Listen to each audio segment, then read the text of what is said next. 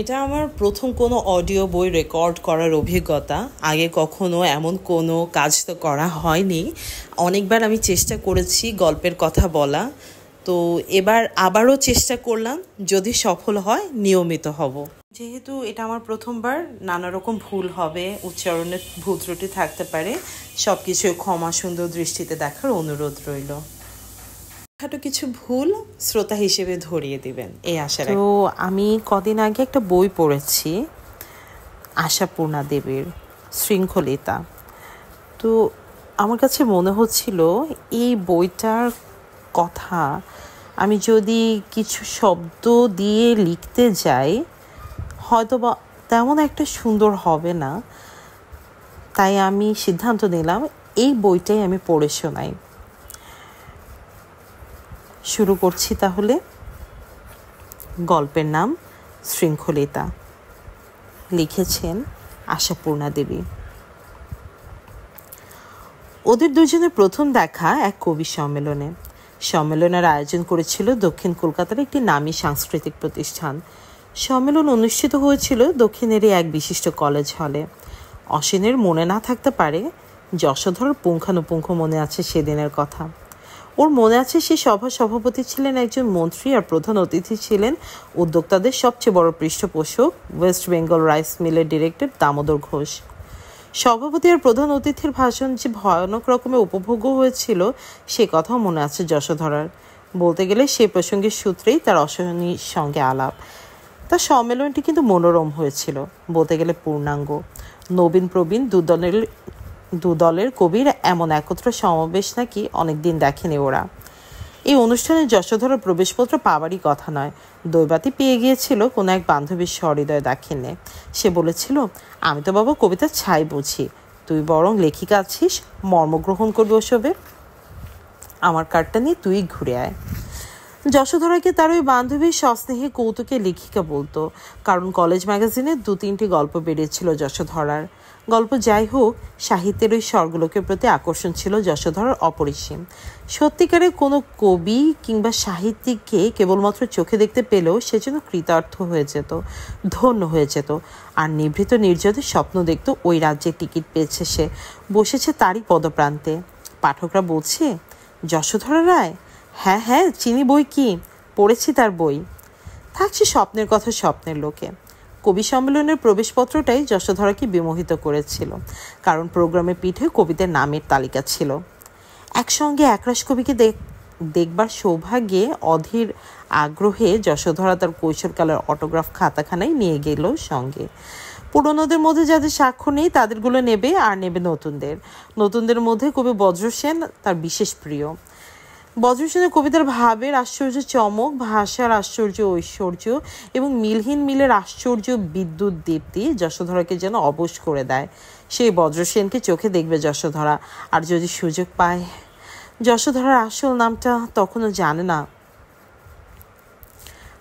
বজ্রসেনের আসল নামটা তখনও জানে না যশোধরা। দেখা হলো। অটোগ্রাফে খাতাটা এগিয়ে যশোধরা বলল, শুধু নাম না, একটু কিছু লিখে দিন। বজ্রসেন হাসল, বলল, এত তাড়াতাড়ি দাঁড়িয়ে দাঁড়িয়ে কি লেখা হয়? বাড়ি এসে নিয়ে যেতে হয়। যশোধরা মলিন মুখে বলল, বাড়ি চিনি বুঝি? বজ্রসেন আরেকটু হেসে ওর অটোগ্রাফে খাতাটাতেই নিজের বাড়ি ঠিকানা লিখে দিল। ঠিকানা দেখে যশোধরা নিথর হয়ে গেল। কি কাণ্ড! এ যে তার ছোট মাসির বাড়ি কখানা বাড়ি পড়ে। যে ছোট মাসির বাড়িতে মাসের মধ্যে অন্তত 3 বার যায় সে। মায়ের সঙ্গে যায়, একা যায়। আশ্চর্য, এত নিরেট মাসির বাড়ির লোকেরা একদিনও তো বলে না এত বড় সৌভাগ্যের কথা। না বলে পারল না যশোধরা, এখানে আমার মাসির বাড়ি। তাহলে তো ভালোই, মাসির বাড়ি এসে আমার ওখানে চলে আসবে। হ্যাঁ, তুমি দিয়েই কথা বললো। ওই নীতি বজ্রসেনের, যে কেউ তার কাছে অটোগ্রাফে খাতা খুলে ধরবে ও তাকে তুমি বলবে, বয়স দেখবে না, নইলে নিজের কিছু প্রবীণ ব্যক্তিত্ব নয় সে। বলাই বাহুল্য, পরদিনই ছোট মাসের বাড়ি যাবার দরকার পড়ল যশোধরার। মা বলল, এই তো কদিন আগে গেলি, আবার কি কাজ? মেসোমশাই একখানা বই দেবেন বলেছেন। মেসোমশাই ফিলোসফিতে MA আর যশোধরা ফিলোসফিতে অনার্স নিয়েছে, অতএব এ দাবি তার ন্যায়সঙ্গত। মা বলল, দেরি করিস না, যশোধরা ততক্ষণে বাড়ির বাইরে। আগে এখানে না আগে ওখানে ভাবতে লাগলো যশোধরা। যদি আগে মাসির বাড়ি যায় নির্ঘাত দেরি হয়ে যাবে। আর কে বলতে পারে বজ্রসেনের দরজায় গিয়ে শুনতে হবে কিনা। উনি তো এই মাত্র বেরিয়ে গেলেন। আবার আগে যদি যায় কবির বাড়ি ঘুরে আসা স্বপ্নময় আবেশময় সুন্দর মানসিকতাটুকু ও বাড়ির মোটা হাসি মোটা কথা আর মোটা খাওয়া দাওয়ায় স্রেফ যা তা হয়ে যাবে। তা শেষ পর্যন্ত আগে যাওয়াই সাব্যস্ত হলো। ধৈর্য রাখতে পারলো না যশোধরা। কিন্তু দরজায় এসে যে পা কাঁপবে, বুকের ভেতর হাতুড়ি পিটবে, গলা শুকিয়ে আসবে, এই হিসেব কি ছিল যশোধরার? ছিল না। তাই দরজার কাছে দাঁড়িয়ে দাঁড়িয়ে ঘামতে লাগলো ও। কতক্ষণ এমন করে দাঁড়িয়ে ছিল কে জানে। সহসা এক অভাবিত ঘটনা ঘটল। পেছন দিক থেকে এক অপরূপ সুরেলা গলা ঝংকৃত হলো। কি ব্যাপার? দাঁড়িয়ে যে শুধু চমকে নয়, প্রায় শিউরেই মুখ ফেরালো যশোধরা। আর ওর মনে হলো এক্ষুনি যেন মরে যাবে, আনন্দে মরে যাবে, আবেগে মরে যাবে। তার থেকে 1 ফুট দূরত্বে দাঁড়িয়ে আছেন কবি বজ্রসেন। কৌতুকোজ্জ্বল চোখ দুটো তারই দিকে মেলে ধরা। যশোধরা না হয়ে যদি তার বান্ধবী মাধবী হতো, কি শুভ্রা হতো, নির্ঘাত ওরা হইচই করে কথা বলে উঠত। কিন্তু যশোধরা আরেক টাইপ মেয়ে। যশোধরা তার এই অভাবিত ভাগ্যকে গ্রহণ করতে অনেক সময় নিল। অশ্বিনী বলল, কি ফিরে যাচ্ছিলে? এই না এলে? যশোধরা আসতে বলল, এই এলাম। তবু ভালো। আমি ভাবলাম হয়তো কবি সম্পর্কে হতাশ হয়ে। কথার মাঝখানে দরজায় বেল বাজিয়ে অশ্বিনী এবং দরজা খুলেও গেছে। একটি বালক ভৃত্য মুখ বাড়িয়ে দাঁড়িয়েছে দরজায়। চোখের ইশারায় শিগগির 2 পেয়ালা চা বলে যশোধরাকে সমাদর করে ঘরে নিয়ে গেল এবং বসায় অশ্বিনী। নিঃসম্পর্কিত এক পুরুষের একক ঘরে এমন একা এসে বসা এই যশোধরা জীবনে প্রথম। এমনিতে কলেজে পড়লে টলেও তার বাড়িটা সেকেলে। কোনো অবিবাহিত প্রফেসরের বাড়িতে যদি যায় 2-3 জন বান্ধবী একত্রে মিলে যায়। কিন্তু কবি বজ্রসেন কি অবিবাহিত?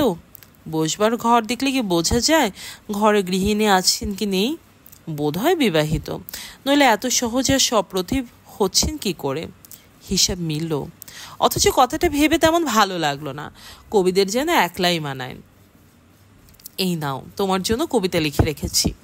1 টুকরো কাগজ মেলে ধরল অশ্বিনী। ড্রয়ার থেকে বার করে এনেছে তো অটোগ্রাফের খাতা, তোমার জন্য কবিতা লিখে রেখেছি।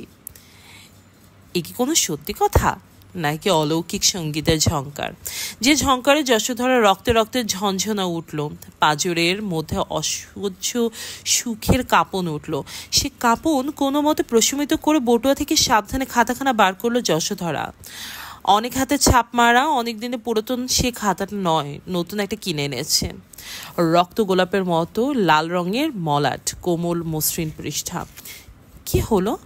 অশ্বিনী খাতা উল্টে পাল্টে বলল, একেবারে ব্র্যান্ড নিউ দেখছি। সেটা কোথায় গেল?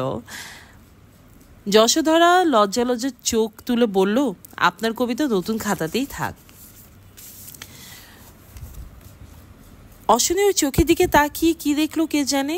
আর কিছু না বলে আস্তে ধরে ধরে সুন্দর করে লিখল, অনেক তারার মাঝে দেখেছ একটি তারা কোনো? অনেক কথার ভিড়ে স্তব্ধ প্রহরের গান শুনেছ কখনো?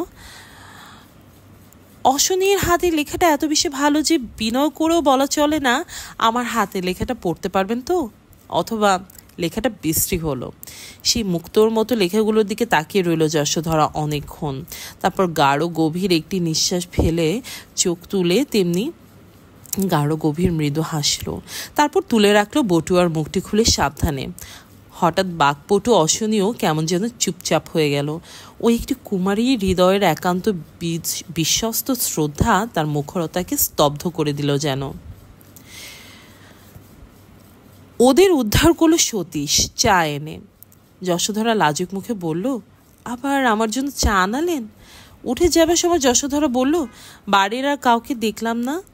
অশনীর এই কথাটার মানে বুঝে মনে মনে হাসলো একটু।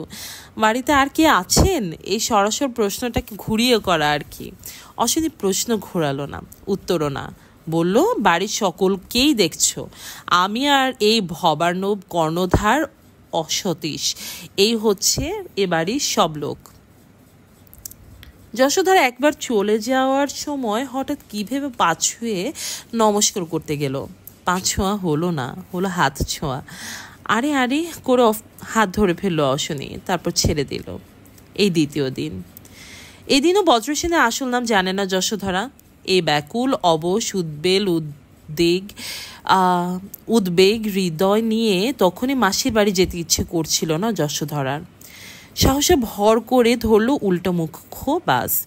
গেল সে বান্ধবীর বাড়িতে, যে তাকে লেখিকা বলে। খাতা খুলে কবিতা দেখালো তাকে। এক মুহূর্ত চোখ বুলিয়ে বেলা বলল, এর চেয়ে অনেক ভালো লেখে বজ্রসেন, তোকে যা হোক একটা দিয়ে ছেড়েছে, এটুকু আরও দাঁড়িয়ে দাঁড়িয়ে লিখে দিতে পারতো না? এজন্য বাড়ি যেও লিখে রাখবো, চাল স্রেফ চাল।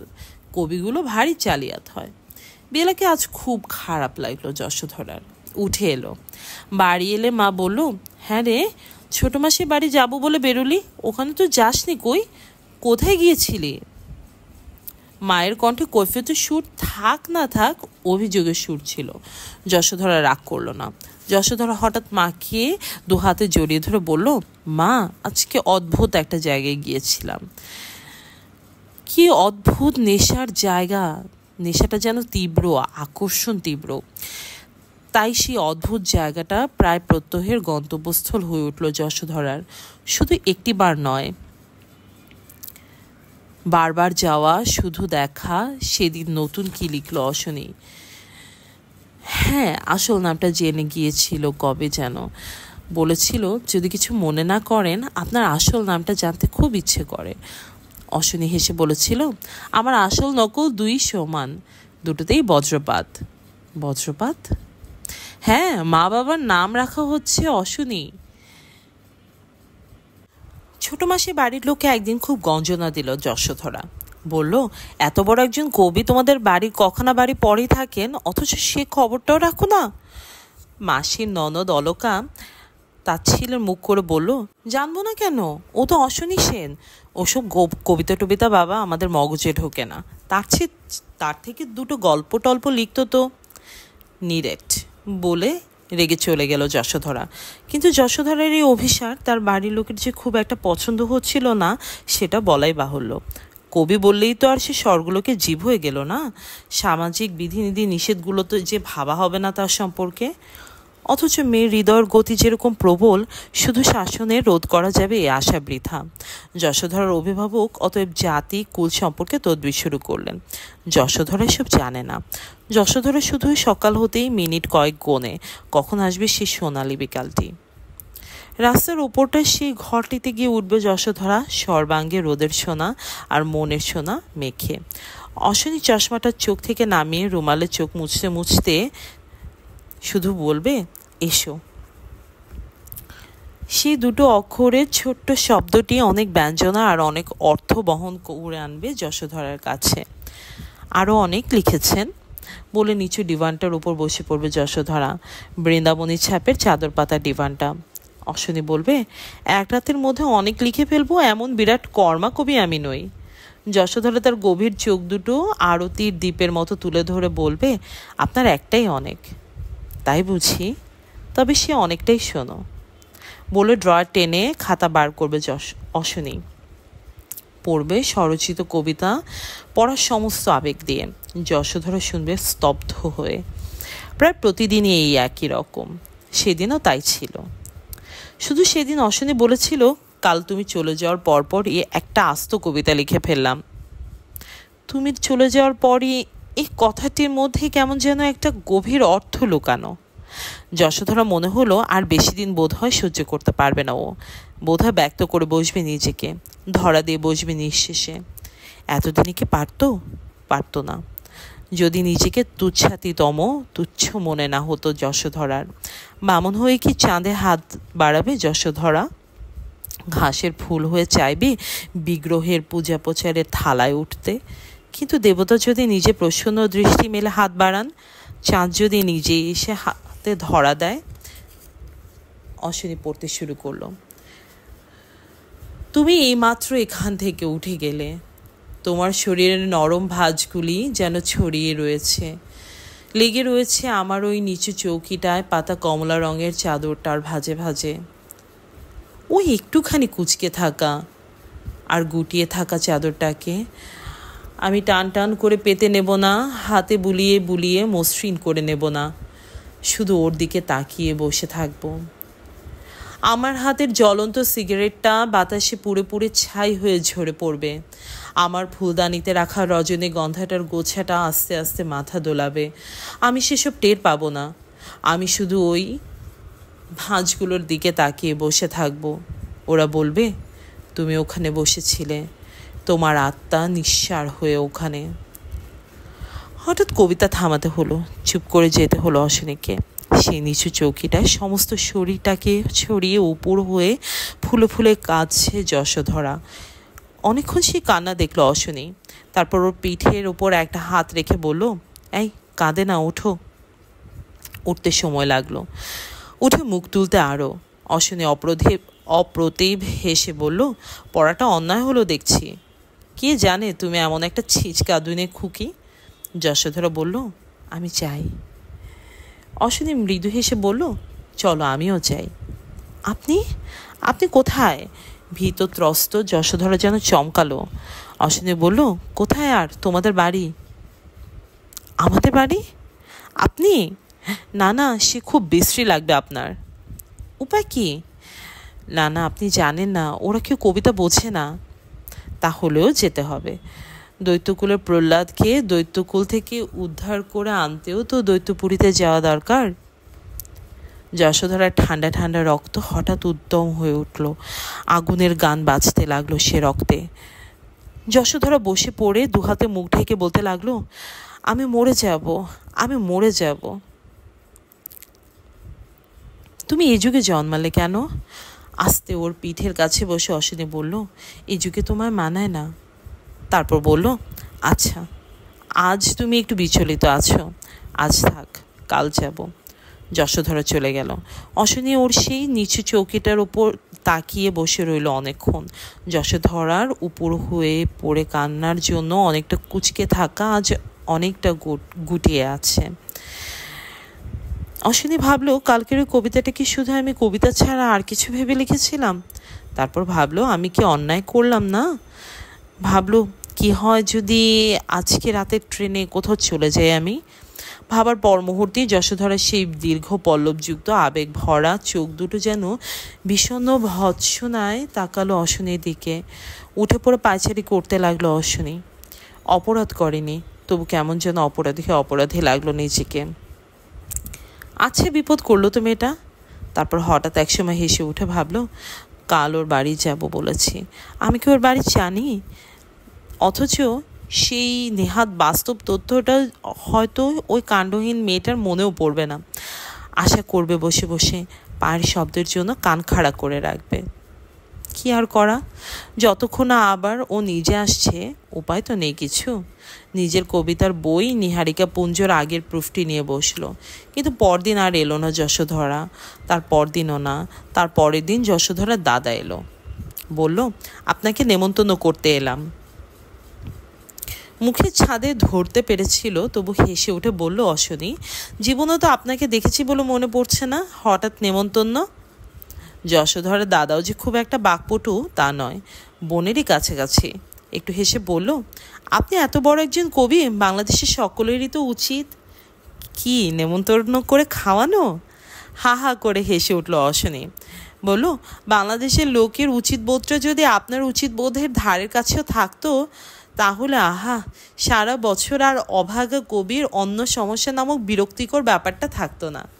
ও লাজুক হেসে বলল, মা আপনাকে দেখতে চান, কবি হিসেবে না মেয়ের পাত্র হিসেবে? সোজাসুজি প্রশ্ন করলো অশ্বিনী। যশোধরার দাদা হেসে ফেলল। তারপর বলল, দুটোই, তবে শেষেরটাই প্রধান। অশ্বিনী একটা সিগারেট ধরাতে ধরাতে বলল, আমারই যাওয়া উচিত ছিল। এই হলো প্রাক বিবাহ পর্ব। বিয়ের রাতে অশ্বিনী বলল, তুমিও লেখো, এ কথা তো কই বলনি কোনো দিন। যশোধরা বলল, আজই বলবো নাকি? সে কি লেখা? কিন্তু জেনে ফেলেছি, তোমার এক বন্ধু তোমাকে লেখিকা বলে ডাকছিল। ও ঠাট্টা করে বলে। ঠাট্টার অন্তত একটু কারণ তো থাকে। বলো কি লেখো? কবিতা? কবিতা?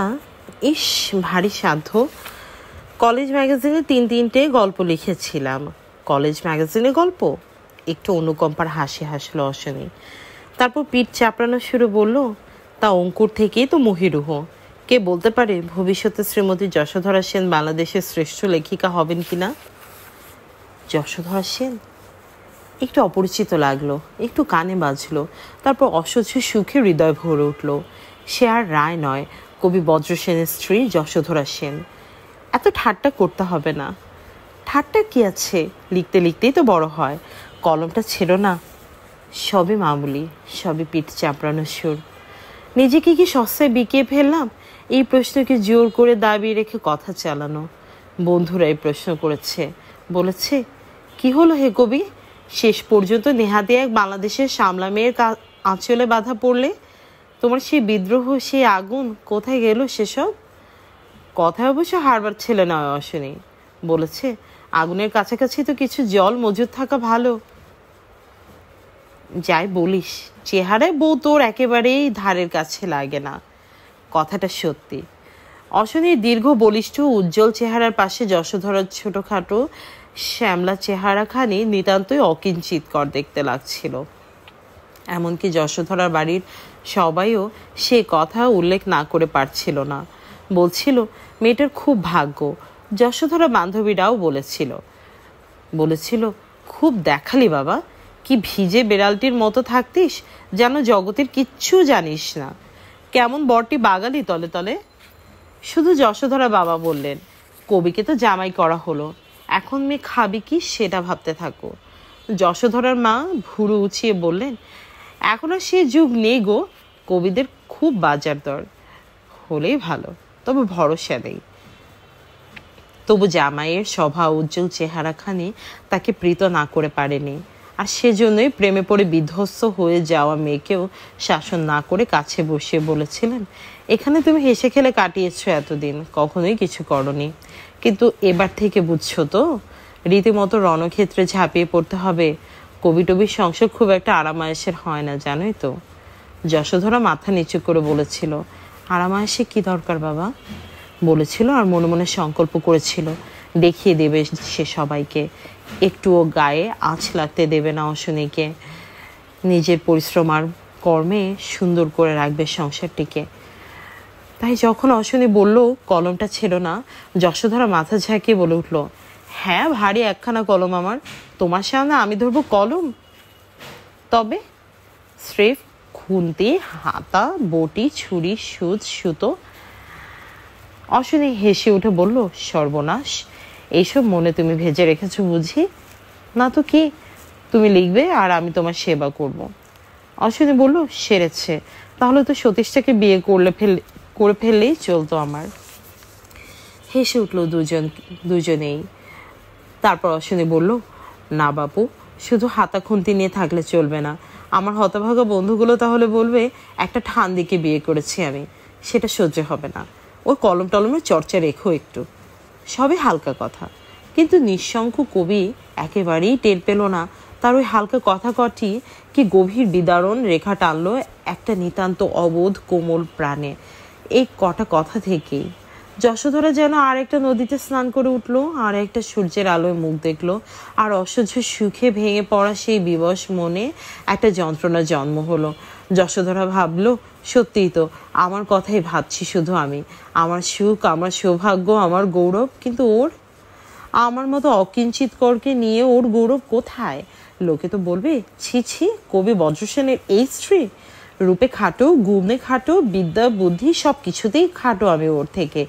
ভেবেছিলাম ভালোবাসা আমি ওর যোগ্য হব, আকাশের মতো, সমুদ্রের মতো, পৃথিবীর মতো, জগতের অনন্ত দুঃখ বেদনার মতো অসীম ভালোবাসা।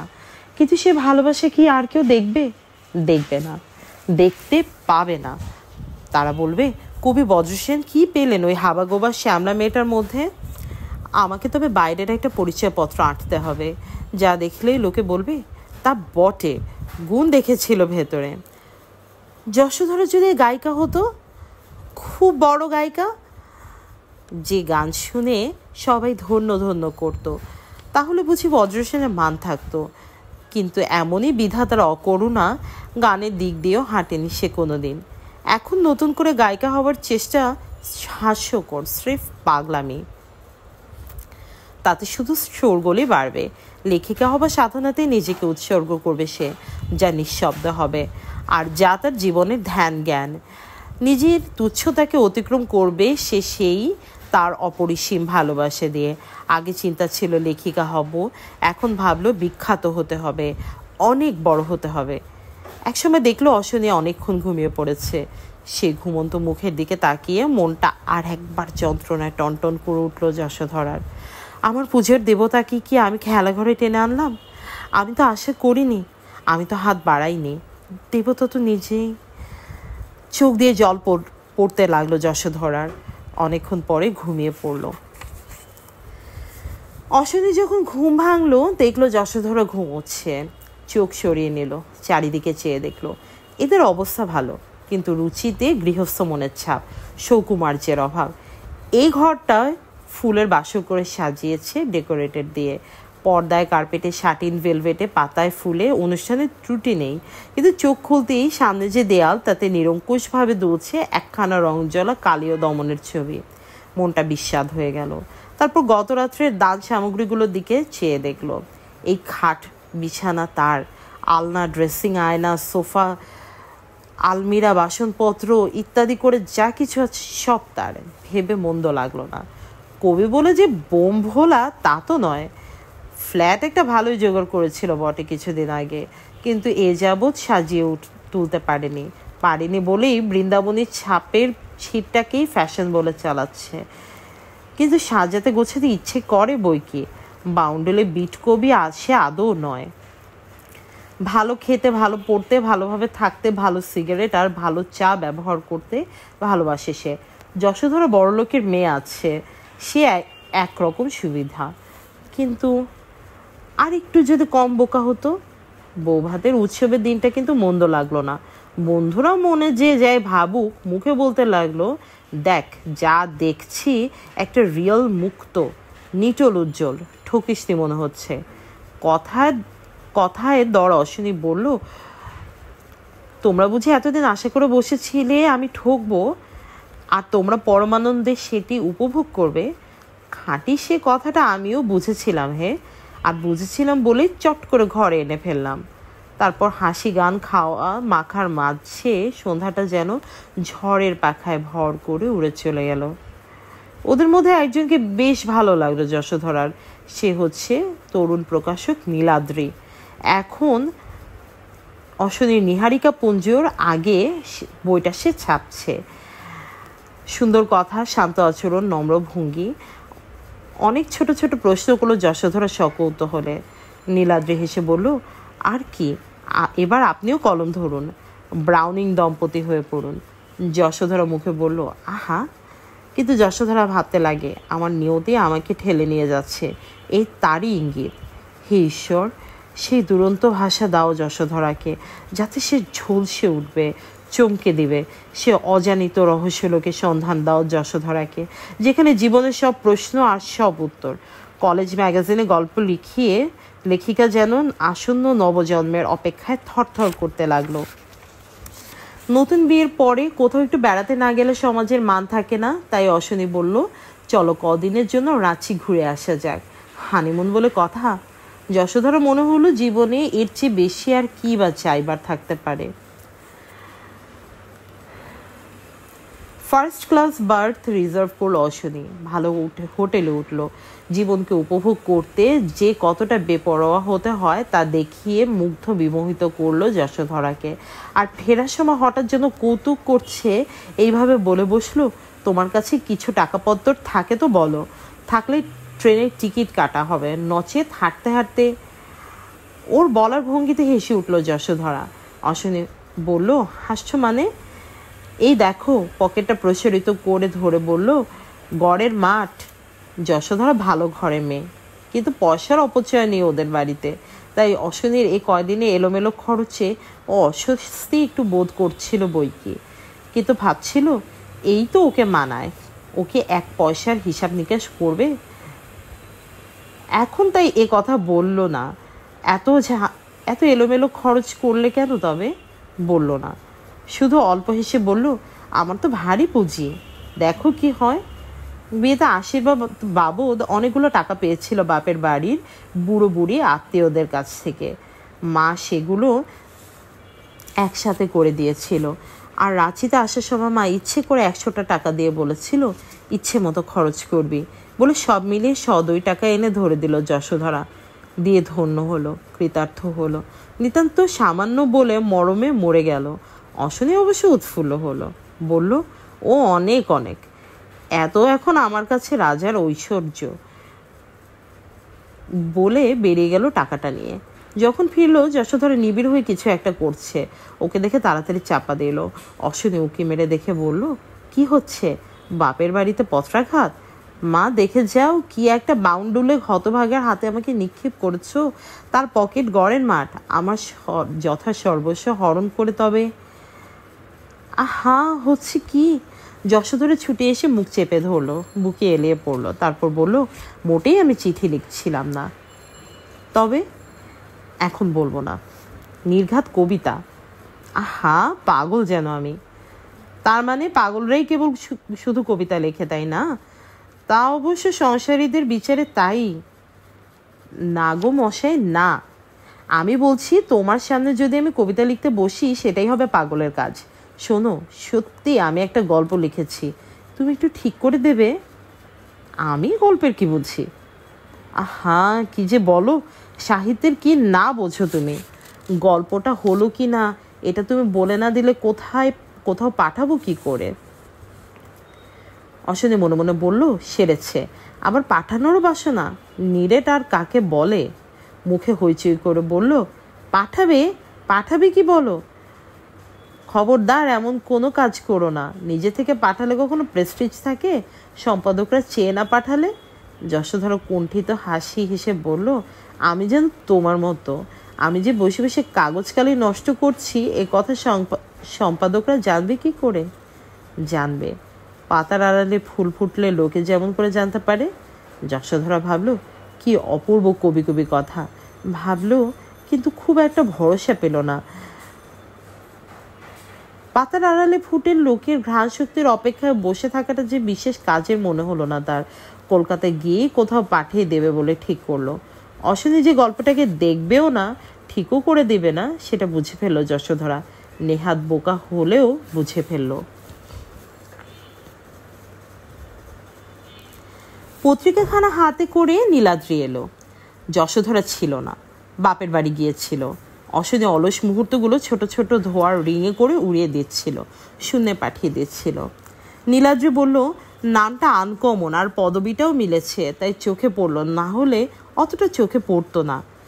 গল্পটা কিন্তু সত্যিই ভালো হয়েছে। অশনি বাঁকা চোখে তাকিয়ে দেখলো, কি যেন একটা নাম। গল্পটা লেখিকার নাম যশোধরা রায় সেন। মুখ টিপে হাসলো।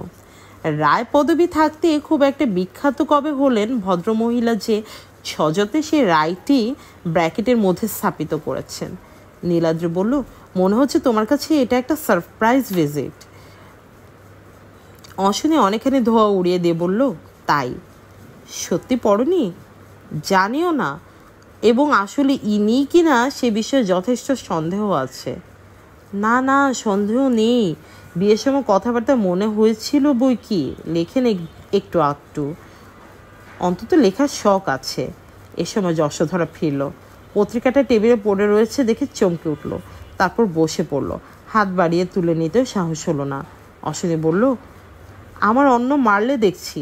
যশোধরা নীলাদ্রির দিকে তাকিয়ে বলল, দেখেছেন? ঠিকই বলেছি। এ তো সেই একেবারে এলাম, দেখলাম আর জয় করলাম। আর হতভাগা কবিদের কত খাতা পচবে, কত জুতো খইবে, তবে একটি লেখা ছাপাখানার মুখ দেখতে পাবে। রাঁচিতে যে বলেছিল সম্পাদক না চাইতে লেখা পাঠালে প্রেস্টিজ থাকে না, সে আর বোধ করে এখন আর মনে নেই অশনের। নীলাদ্রি উঠে যাবার সময় বলল, আপনার কপিটা বোধহয় পাননি এখনো। যশোধরা মাথা নাড়ল। আচ্ছা, এটা থাক। বাহ, আমাকে তো দেবেই একটা। যশোধরা ব্যস্ত হয়ে বলে ওঠে, আপনারটা কেন বলা যায় না? যা আমাদের দেশে সম্পাদকদের নীতি নিয়ম, লেখকদের যে ফাইল কপি হিসেবে কিছু পাওনা থাকে সে তো তাদের খেয়ালই থাকে না। দেখছি তো বই ছাপতে বসে লেখকের কাছে এক কপি ভিন্ন 2টি কপি পত্রিকা নেই, কাটা ফর্মাও নেই এক খণ্ড। অতএব ভালো ভালো হয়তো বা আর্ট পেপারের ছাপা পত্রিকাগুলো নির্মম হস্তে ছিঁড়ে ছিঁড়ে কাজে লাগাচ্ছি। অতএব আপনার এই বিপাশার সম্পাদক যে আপনাকে এক কপি ভিন্ন 2 কপি কাগজ দেবেন না সে বিষয়ে নিশ্চিন্ত থাকুন। ওটা থাক আপনার নিজের ফাইল হিসেবে, ভবিষ্যতে আমার কাজে লাগবে। হেসে উঠে চলে গেল নীলাদ্রি। কৌতুক ছিল ভবিষ্যতের এক মনোরম ইঙ্গিত দিয়েছে। নীলাদ্রি বড়লোকের ছেলে, পাবলিশার হওয়াটা তার একটা শখ। বাংলাদেশের কবিতার বই ছাপা বা প্রকাশক মেলে না, এ বদনাম দূর করবার জন্যই প্রধানত তার এই ব্যবসার নামা। দ্বিতীয় চিন্তা, তরুণ লেখকদের প্রতিষ্ঠিত করা। নীলাদ্রি চলে গেলে অশনির মুখের দিকে তাকিয়ে দেখলো যশোধরা। রাগ অনুরাগ বিরাগ কিছুই দেখলো না, তবু ভয় ভয় করলো তার। আস্তে কুণ্ঠিত হাসি হেসে বলল, এসে রাঁচিরতে লেখা গল্পটা? সে তো বুঝতেই পারছি, ছাপতে দিয়েছিলাম বলে রাগ করেছ? রাগ করবো কেন বা? না, তুমি তো বলেছিলে না চাইতে দিতে নেই, কিন্তু ভাবলাম এক আধটা নিজে থেকে না দিলে কি করে জানবে বলো, তাই থাকে ফাড়া খণ্ডে যাক বলে। অশনি ঠোঁটটা বিদ্রুপে কুচকে বলল, যাক ভালোই তো হয়েছে, এবার বাংলাদেশি এডিটররা তো জেনে পেল বাংলা সাহিত্যের নতুন এক সূর্যের আবির্ভাব ঘটেছে, অতঃপর তারা এসে বাড়ির মাটি নেবে। যশোধর ওই নিষ্ঠুর আক্রমণের জন্য প্রস্তুত ছিল না। যশোধরের চোখে জল এলো। যশোধর উঠে চলে গেল। ভাবলো এবার নাকে কানে খত আর না। তারপর ভাবলো, ঈশ্বর, এমন হয় না ওর ব্যঙ্গই সত্য হয়ে ওঠে। কিন্তু কিছুতেই বুঝতে পারলো না এত বিরক্ত কেন হলো অশনি। যশোধরের লেখা কবি বজ্রসেনের স্ত্রীর উপযুক্ত হবে না বলে, বজ্রসেনের নামটা ছোট হয়ে যাবে বলে, নাকি অশনির নিষেধ অমান্য করেও ছাপতে দিয়েছে বলে? যশোধরা ম্লান মুখে উঠে চলে যাওয়াটা দেখলো অশনি। অশনি নিজেও বুঝতে পারলো না মনটা এতটা তেতো হয়ে গেল কেন তার। যেমন হয় বেলা একদিন এসে বলল, সন্দেশ আনা। এত বড় সুখবর! বিপাশার সম্পাদক শুনেছি ভীষণ উন্নাসিক, নতুন লেখকদের লেখা পড়েই না। অশনি মৃদু হেসে বলল, বান্ধবীকে জিজ্ঞাসা করুন গল্পের সঙ্গে ভুলে একটা মোটা অঙ্কের বেয়ারার চেক চলে গিয়েছিল কিনা। বেলা হেসে গড়িয়ে পড়ল। আর নির্বোধ যশোধরা আস্তে আস্তে একটা বোধের জগতের দরজায় এসে দাঁড়ালো। মনস্তত্ত্বের যে অসীম তত্ত্ব তার চাবিকাঠিটা বুঝি কুড়িয়ে পেল যশোধরা। কিন্তু যশোধরা এই লেখার প্রসঙ্গটা বাড়ি থেকে দূর করতে পারলো না। মা এলেন একদিন, দাদা এলো, ছোট মাসি এলো ননদকে নিয়ে। সবাই একবার করে ওই বিপাশার গল্পের কথা তুললো, আহ্লাদ প্রকাশ করলো, আর বলতে লাগলো একেই বলে সৎসঙ্গ। যশোধরার লেখাটা সবাই ধরে নিল অশনেরই ক্রেডিট। যশোধরের লেখাটা সবাই ধরে নিল অশনেরই ক্রেডিট। এমনই গোলমালের মধ্যে একদিন বিপাশার সম্পাদকের একখানা চিঠি এলো। আপনার জলবিম্ব গল্পটা অনেকেরই ভালো লেগেছে, আগামী আসার সংখ্যার জন্য আরেকটি গল্প দিলেই খুশি হব। জলবিম্বের সম্মান দক্ষিণা স্বরূপ 25 টাকা পাঠালাম। চিঠির সঙ্গে আলপিনে একটা 25 টাকার চেক গাঁথা। অশনি বাঁকা চোখে তাকিয়ে দেখে চঞ্চল পায়ে উঠে পড়ল। যশোধরা চুপ করে চেয়ে বসে রইল স্তব্ধ হয়ে।